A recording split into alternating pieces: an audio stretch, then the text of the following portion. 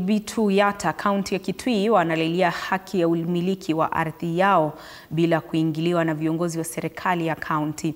Wanachama hao wa ardhi hiyo wanasema wamekuwa na wakati mgumu wa kuwekeza na kufanya biashara katika ardhi hiyo kwa madai ya kuingiliwa na baadhi ya wafanyakazi wa kaunti ya Kitui.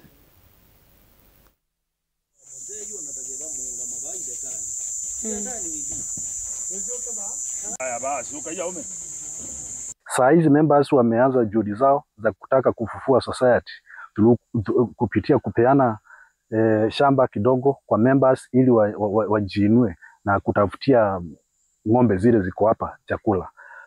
Serikali imeanza ama serikali ya kaunti kupitia kwa waziri wa lands wameanza kupinga hiyo kitu.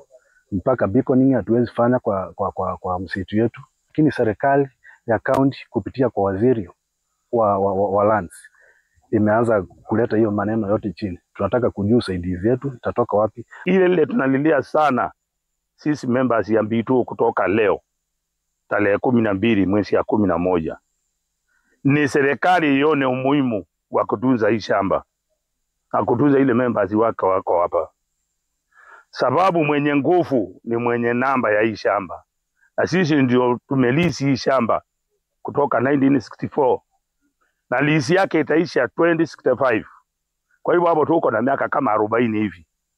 Viongozi wa serikali watoke hapa, sisi tuendeshe society yetu kulingana na utaratibu wa society vile cooperative zinasema. Tumeagree na account hii hapa, tumepatia mahali pa EKF injenge vile kama vile kumechema, na tukaangree na hiyo imechange, na hiyo tukaandikania MOU iko, lakini vile tumesema hakuna kitu wamefanya. Wamekeuka sisi ni kwa vile minister wa land anakujanga hapa Bwana Kimanga.